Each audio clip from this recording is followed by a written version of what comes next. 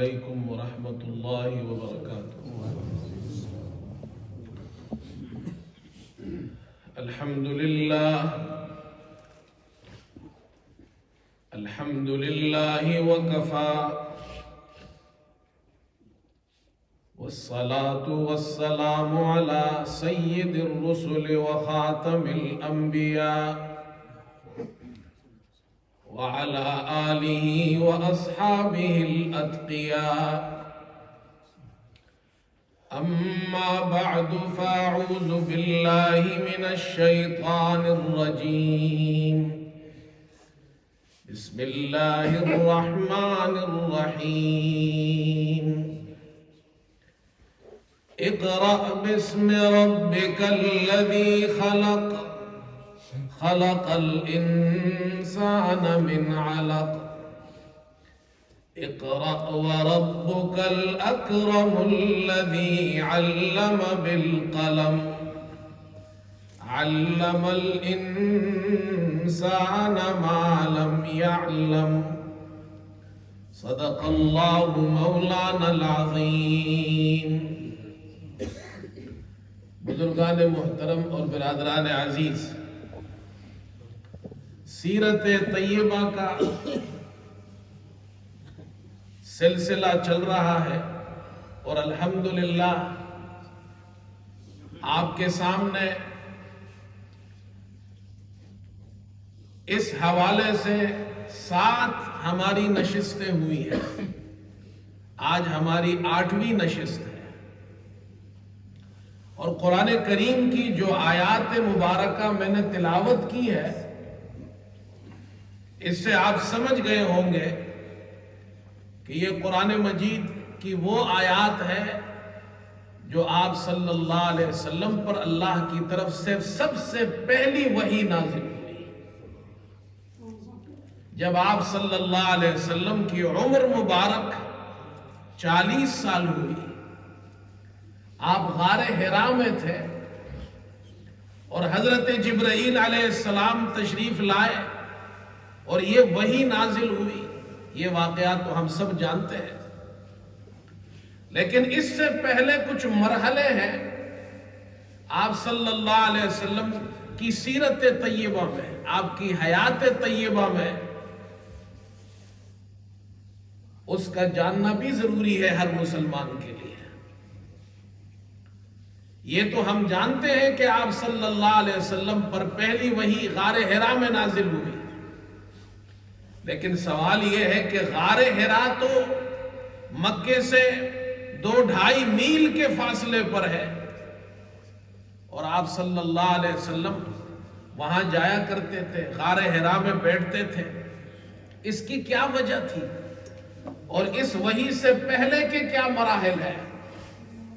یہ علم ہمیں حاصل ہوا ہے حضرت عائشہ رضی اللہ تعالی عنہ ام المومنین، مسلمانوں کی ماں، ہماری ماں حضرت عائشہ صدیقہ رضی اللہ تعالی عنہ نے روایت بیان کی ہے، اور امام بخاری نے اپنی کتاب صحیح بخاری کا آغاز ہی بدء الوحی سے کیا ہے۔ وحی کی ابتدا کیسے ہوئی؟ باب کیف کان بدء الوحی الی رسول اللہ صلی اللہ علیہ وسلم، آپ صلی اللہ علیہ وسلم پر وحی کا آغاز کیسے ہوا، اور اس حدیث کو ذکر فرمایا ہے۔ لیکن ہو سکتا ہے کہ آپ کے ذہنوں میں یہ خیال پیدا ہو کہ امی عائشہ رضی اللہ تعالی عنہ اس وقت تو پیدا ہی نہیں ہوئی تھی، تو پھر آپ یہ روایت کیسے بیان کر رہی ہے کہ وحی کا نزول کیسے ہوا، اس کا آغاز کیسے ہوا؟ حضرات علماء فرماتے ہیں حضرت عائشہ رضی اللہ تعالی عنہ کی جب شادی ہوئی تو آپ صلی اللہ علیہ وسلم نے ان کو یہ واقعہ بیان کر دیا۔ ان کو یہ علم تھا، انہوں نے یہ امت کو بتا دیا، یہ آپ کا امت کے لیے ایک انعام ہے، ایک تحفہ ہے، کہ ہمیں معلوم ہوا کہ آپ صلی اللہ علیہ وسلم غار حرا میں تشریف لے جاتے تھے، اور اس سے پہلے وہ فرماتی ہے اول ما بدی به رسول اللہ صلی اللہ علیہ وسلم من الوحی الرؤیا الصالحہ، حضور صلی اللہ علیہ وسلم پر وحی کا آغاز اور وحی کی ابتدا جس چیز سے ہوئی وہ سچے خواب تھے. آپ صلی اللہ علیہ وسلم سچے خواب دیکھا کرتے تھے اور اللہ تعالیٰ انبیاء علیہ السلام کو وحی نازل کرنے سے پہلے سچے خواب دکھاتے ہیں. عبداللہ ابن مسعود رضی اللہ تعالیٰ عنہ فرماتے ہیں کہ اللہ تعالیٰ انبیاء علیہ السلام کو پہلے سچے خواب دکھاتے ہیں. جب ان کے قلوب میں اطمینان ہو جاتا ہے تو پھر اللہ تعالیٰ وحی کا نزول فرماتے ہیں، ان پر وحی نازل ہوتی ہے.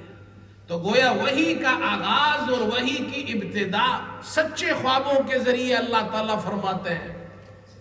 یہ انبیاء علیہ السلام کی گویا اللہ کی طرف سے ایک تربیت ہوتی ہے، ان کو تیار کیا جاتا ہے وحی کے لیے.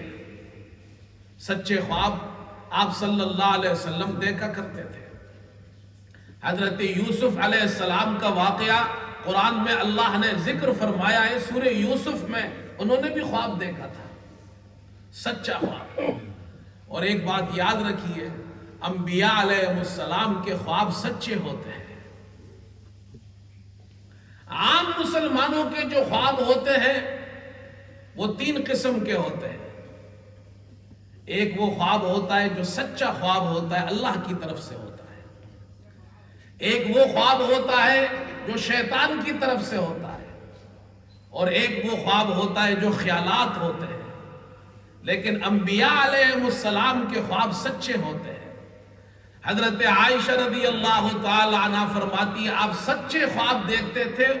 کیسے سچے خواب تھے؟ وہ فرماتی ہے آپ جو خواب میں دیکھتے تھے الا جاءت مثل فلق الصبح، وہ خواب اس طرح آتا گویا کہ سپیدہ صبح، جس طرح صبح کی روشنی اور سفیدی ہوتی ہے اس طرح وہ خواب ظاہر ہوتا تھا.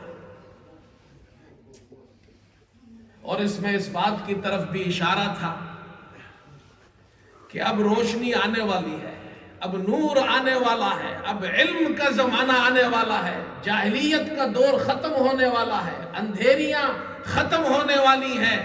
اب اللہ کی طرف سے وحی کا نزول شروع ہونے والا ہے، ہر طرف اجالا ہی اجالا ہوگا. آپ صلی اللہ علیہ وسلم کے علوم کی وجہ سے پوری دنیا کے اندر روشنی پھیل جائے گی. اسی لیے قرآن پاک میں اللہ تعالیٰ نے آپ کو سراج منیر کہا ہے، روشن چراغ.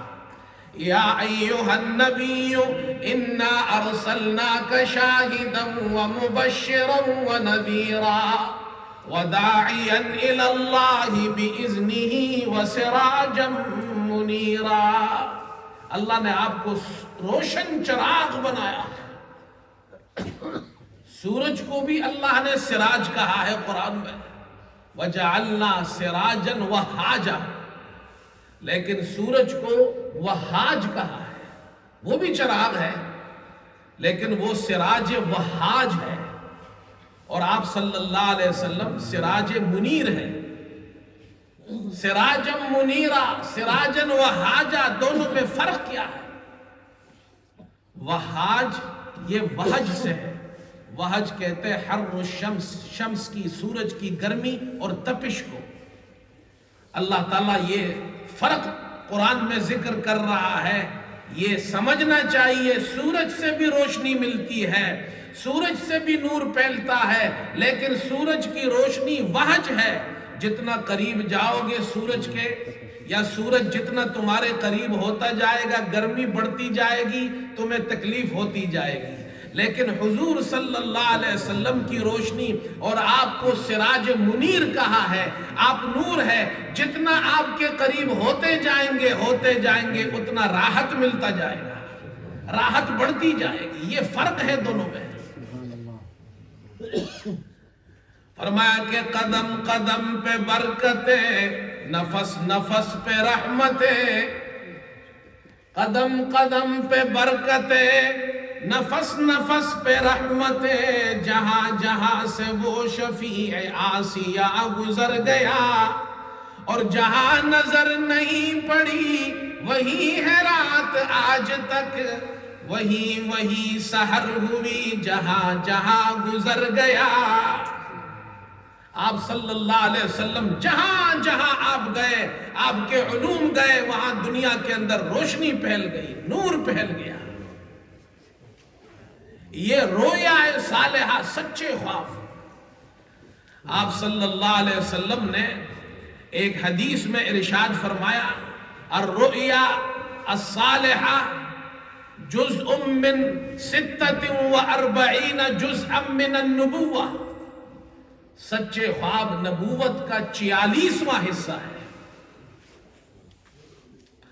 اور ایک حدیث میں آپ ترمذی کی روایت ہے، آپ صلی اللہ علیہ وسلم نے ارشاد فرمایا، ان الرسالۃ والنبوۃ قد انقطعت فلا رسالۃ بعدی ولا نبی.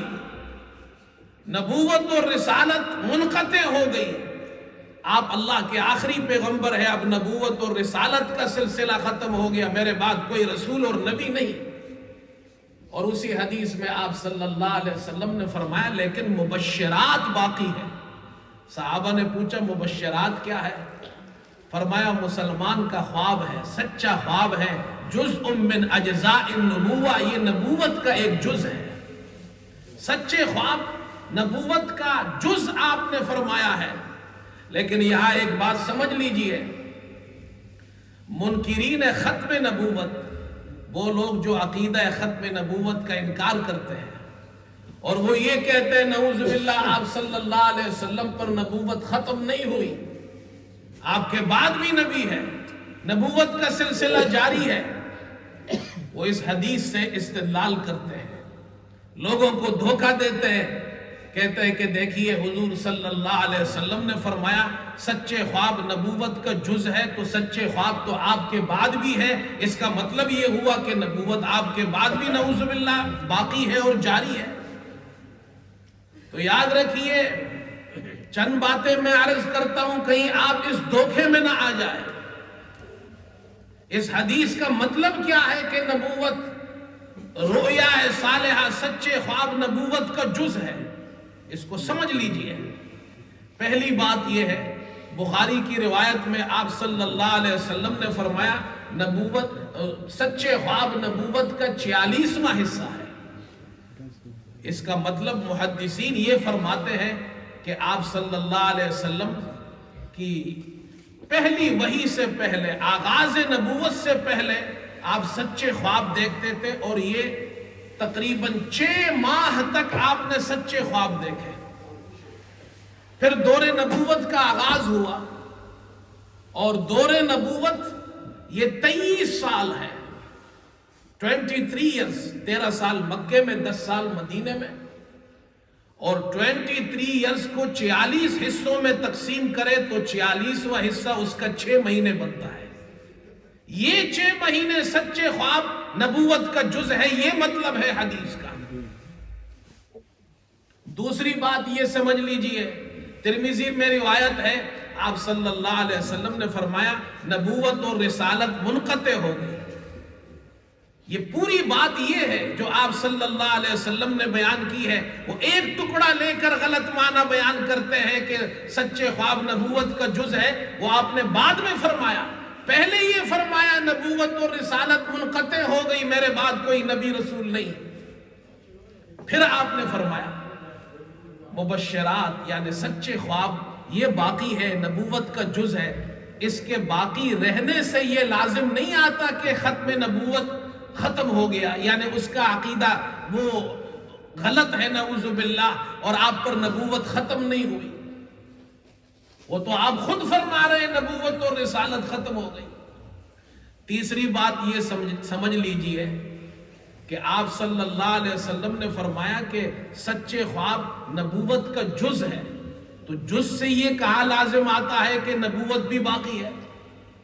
مثال کے طور پر ابا جی نے بیٹے سے کہا جاؤ اپنے بھائی کو بلاؤ. اپنے بھائی کو بلانے گیا تو وہ ہیئر ڈریسر حجام کی دکان پہ بال بنوا رہا تھا. اس نے دیکھا یہاں تو لیٹ ہو جائے گا، ابا جی کو کام ہے. اس نے جو حجام اس کے سر کے بال کاٹ رہا تھا ان بالوں کو اٹھایا اور لے کر ابا جی کے پاس گئے، جی میں بھائی جان کو لے آیا. ابا جی کہیں گے آپ بڑے بیوقوف آدمی ہیں، وہ کہے گا جی یہ میرے بھائی کا جز ہے. تو بال اس کا جز ہے لیکن وہ اس کا بھائی نہیں ہے. بھائی کے بال لانے سے یہ لازم نہیں آتا بھائی کو بھی لائے ہیں، حالانکہ یہ اس کا پارٹ آف دا باڈی ہے.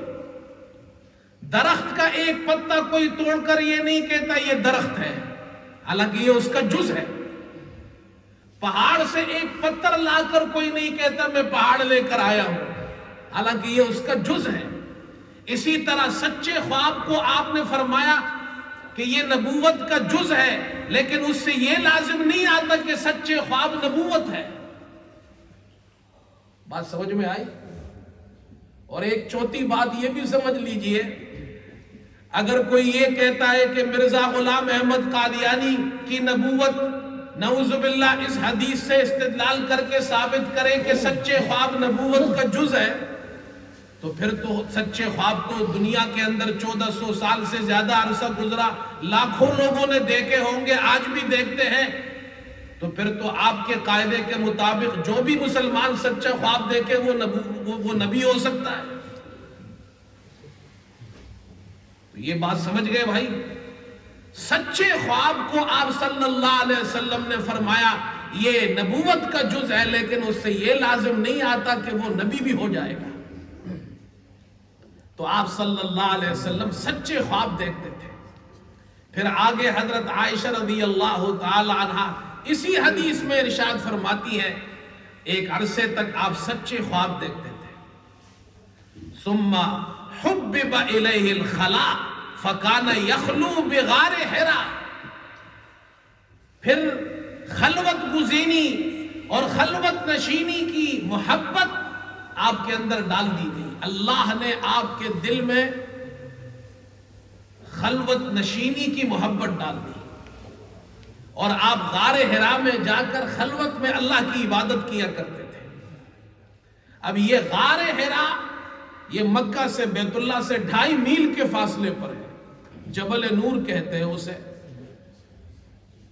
اور پہاڑ اس پر اگر آج بھی کوئی اچھا جوان آدمی اس پر چڑھے تو 2, 2.5, 3 گھنٹے لگ جاتے ہیں. اور پہاڑ کی بالکل چوٹی پر یہ غار ہے، وہاں چٹانیں ہیں، ان چٹانوں سے وہ غار بنائے. تھوڑا سا راستہ ہے اندر جا کر اس غار میں حضور صلی اللہ علیہ وسلم عبادت فرمایا کرتے تھے. وہاں سے بیت اللہ ایک زمانے میں نظر آتا تھا، اب تو مسجد حرام نظر آتا ہے. وہاں سے اللہ کی عبادت کرتے تھے. یہ محبت اللہ نے آپ کے دل میں ڈالی کہ آپ لوگوں کو چھوڑ کر اکیلے ہو کر اللہ کی عبادت کریں. یہ اللہ نے آپ کے دل میں محبت کیوں ڈالی، اس کی وجہ تو اللہ ہی جانتا ہے. لیکن علماء فرماتے ہیں اس کی وجہ بظاہر یہ سمجھ میں آتی ہے کہ مکہ کے جو لوگ تھے وہ مشرک تھے، بتوں کی پوجا کرتے تھے، اس لیے آپ صلی اللہ علیہ وسلم وہاں سے الگ ہوئے. مشرکین کو، ان کے شرک کو، جو بتوں کے پجاری تھے، چھوڑ کر الگ ہوئے اللہ کی عبادت کے لیے. خلوت نشینی اس لیے اختیار فرمائی آپ نے. قرآن پاک میں اللہ تعالیٰ نے حضرت ابراہیم کا بھی ذکر فرمایا ہے. فرمایا فَلَمَّا اعْتَزَلَهُمْ وَمَا يَعْبُدُونَ مِن دُونِ اللَّهِ وَهَبْنَا لَهُ إِسْحَاقَ وَيَعْقُوبَ. حضرت ابراہیم کی قوم بھی مشرک تھی. جب آپ نے قوم کے مشرکوں کو، کافروں کو، اور وہ جو ان کے معبودان باطلہ تھے ان کو چھوڑا اور ان سے جدا ہو گئے، الگ ہو گئے، اللہ تعالیٰ فرماتے ہیں کہ پھر ہم نے حضرت ابراہیم کو اسحاق جیسا بیٹا اور یعقوب جیسا پوتا عطا کیا. یہ اس خلوت نشینی کے برکات ہیں.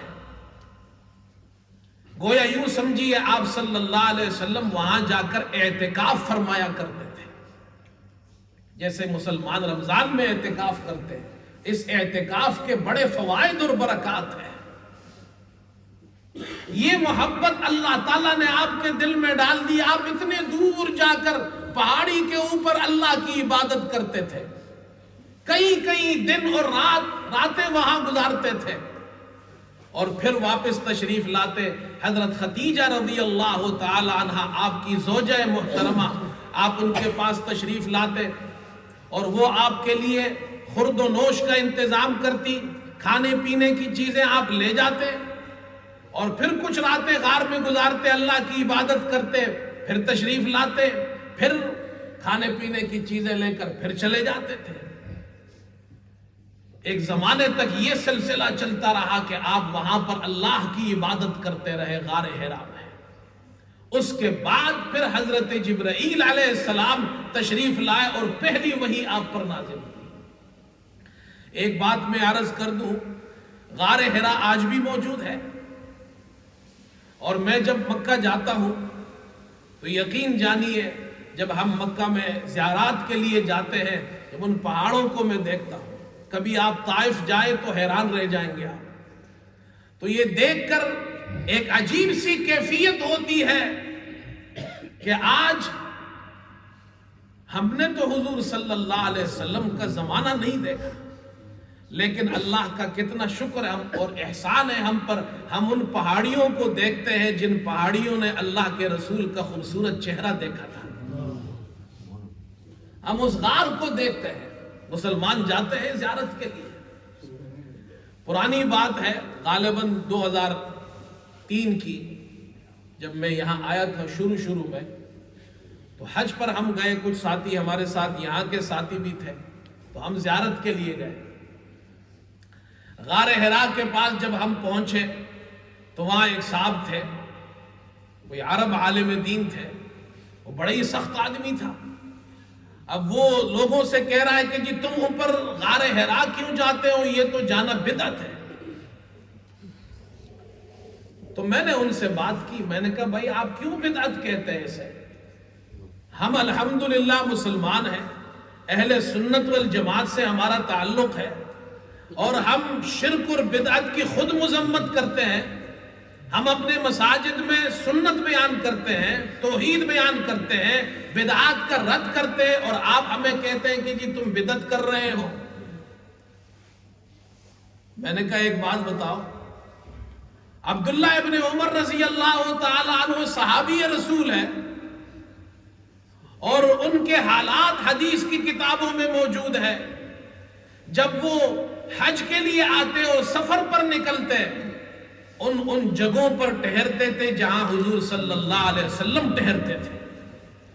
حدیث میں آتا ہے، روایات میں آتا ہے، جس درخت کے نیچے حضور صلی اللہ علیہ وسلم نے قیلولہ فرمایا، حضرت عبداللہ ابن عمر وہاں رکتے تھے، قیلولہ فرماتے تھے. جس درخت کے نیچے آپ بیٹھتے تھے، عبداللہ ابن عمر وہاں سواری روکتے، اترتے، درخت کے نیچے بیٹھتے اور اس درخت کو پانی دیتے تھے کہیں سوکھ نہ جائے. میرے پیارے محمد صلی اللہ علیہ وسلم یہاں بیٹھتے تھے، سفر میں یہاں بیٹھے تھے.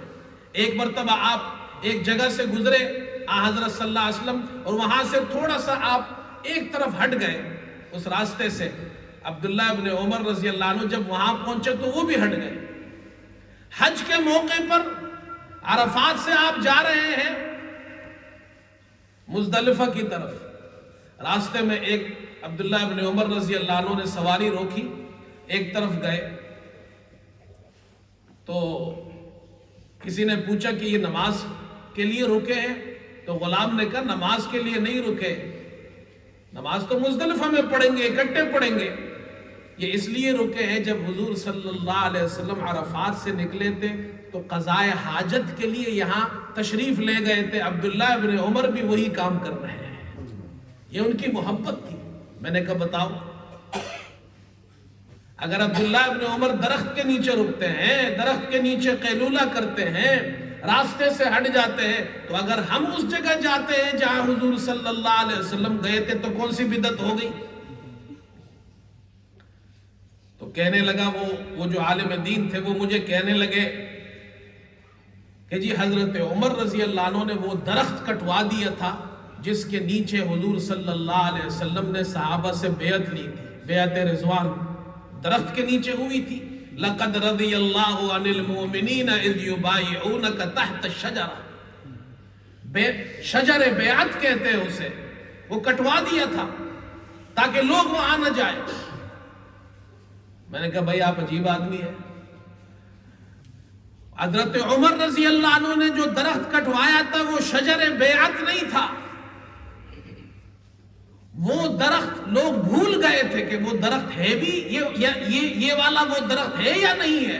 خود بخاری میں روایت موجود ہے, صحابہ کہتے ہیں جب جس سال بیعت ہوئی اس درخت کے نیچے اگلے سال جب ہم گئے مکہ تو ہم نے وہ درخت ڈھونڈا لیکن ہمیں وہ درخت نہیں ملا. اب بعد میں لوگوں نے کسی اور درخت کو شجر بیعت سمجھ کر وہاں جمع ہونا شروع کیا, تو اب حضرت عمر رضی اللہ عنہ اس درخت کو کٹوا دیا, اس لیے کہ یہ وہ درخت تو نہیں ہے جس کے نیچے اللہ کے رسول صلی اللہ علیہ وسلم نے بیعت لی تھی. اور امام ابن تیمیہ نے بھی یہ نقل کیا ہے. جب میں نے ان کو یہ باتیں کی تو وہ کہنے لگے جی اچھا آپ ایسا کریں, ہمارے بڑے شیخ ہیں آگے, آپ چلے ان سے بات کرتے ہیں. میں نے کہا بھائی میں تو حج کرنے آیا ہوں, مناظرہ کرنے تو نہیں آیا ہوں, مجھے کیا ضرورت ہے میں آپ کے شیخ کے پاس جاؤں. ہاں اگر آپ کے شیخ کو ضرورت ہو تو آ جائے, میں تو حج کرنے آیا ہوں, لیکن آپ لوگوں سے یہ نہ کہیں کہ اوپر جانا بدعت ہے. آپ اوپر جائیں, غار حرا میں, وہاں حضور صلی اللہ علیہ وسلم نے کئی راتیں گزاری ہیں, کئی دن گزارے ہیں, اور سب سے پہلے قرآن کی پہلی آیات, پہلی وحی, اقرأ بسم ربک الذی خلق خلق الانسان من علق اقرأ وربک الاکرم الذی علم بالقلم علم الانسان ما لم يعلم. قرآن کا آغاز اس غار سے ہوا ہے, وحی کا آغاز اس غار سے ہوا ہے. آپ صلی اللہ علیہ وسلم کئی راتیں یہاں بیٹھ کر عبادت کرتے تھے, اس لیے ہم اس محبت میں وہاں جاتے ہیں. اللہ تعالی ہمیں بار بار جانا نصیب فرمائے, مکہ بھی جانا نصیب فرمائے, مدینہ بھی جانا نصیب فرمائے. وآخر دعوانا الحمدللہ رب العالمین.